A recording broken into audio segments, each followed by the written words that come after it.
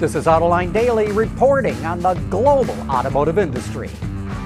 When we last left you on Friday, President Trump was threatening to impose tariffs on imports from Mexico. The auto industry was vehemently opposed to this, and so were a lot of Republicans. So the president backed down and claimed victory. And automakers and suppliers and dealers all heaved a big sigh of relief. Sure looks like the alliance between Renault and Nissan is going from bad to worse. Bloomberg reports that the French government told Nissan it was willing to reduce its ownership in Renault if that would strengthen the alliance. But Nissan rejected the deal outright. It doesn't want the French government to reduce its stake in Renault. It wants the government out of the picture completely. It also wants Renault to reduce its 43% ownership of Nissan, and it does not want Renault to tie up with Fiat Chrysler. You got all that? With an alliance like this, who needs enemies? And meanwhile, FCA is not sitting on its hands. It's partnering with yet another company to work on self-driving vehicles. It's now teaming up with Aurora to integrate Level 4 self-driving technology into FCA's commercial trucks and vans.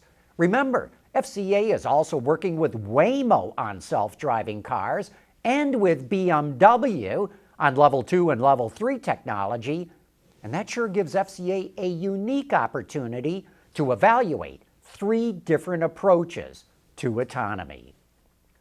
From the company that revealed the secrets of the Tesla Model 3, Munro & Associates will host an electric vehicle conference on Friday, June 21st, at its headquarters in Auburn Hills, Michigan.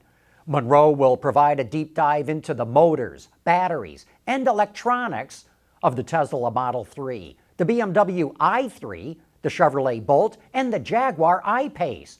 You can purchase tickets on Eventbrite or at leandesign.com, and you better hurry, only 100 spots are available.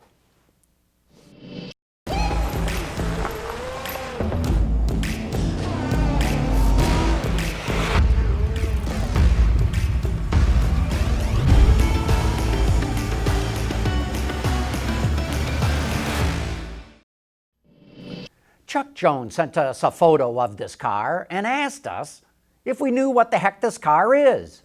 And Chuck, as a matter of fact, we do.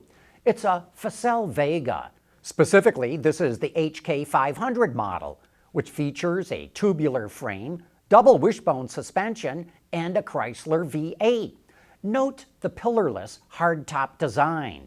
These cars were made from roughly 1954 to 1962, and Facel was a French company headquartered in Paris that went out of business in 1964. So, can you guess who won the Canadian Grand Prix yesterday? Yeah, that's right. It was Lewis Hamilton in his Mercedes. He's now won 5 of the 7 Formula One Grand Prix this year, and Mercedes has won all of them. In IndyCar, Joseph Newgarden powered his Penske Chevrolet to first place at the Texas Motor Speedway in a spectacular fight with Alexander Rossi in his Andretti Honda. And the NASCAR race in Michigan was rained out. It should be run today if it stops raining. Anyone who tows will love this new feature from Bosch and Dexter Axle. They created a new ABS and sway mitigation system for trailers. It's able to detect wheel slippage, mitigate tire lockup, and prevent jackknifing in a sudden stop. The system can also detect trailer sway and keep the trailer in line with the tow vehicle without any driver input. As you can see in this video, the system works really well, and it's perfect for both novice or experienced drivers who tow. Autoline Daily is brought to you by Bridgestone Tires, your journey, our passion, and by DuPont, transforming industries and improving lives through material science. One of the biggest complaints we hear from the auto industry is the shortage of engineers to develop new technology. So the Society of Automotive Engineers and General Motors started the SAE Auto Drive Challenge. It's a competition to develop autonomous cars and in the process to create a new generation of autonomous engineers. Gary Vasilash and I got to check out that event for Autoline After Hours, and we asked a couple of the students if a job in the auto industry is really all that appealing to them. Here is what they had to say.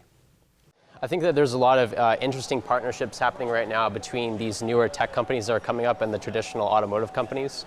So I think that those, to me, are going to be the most appealing places to work, where they have both like the experience from these traditional automotive companies, as well as the young and fresh ideas coming from these startups that are paving the way.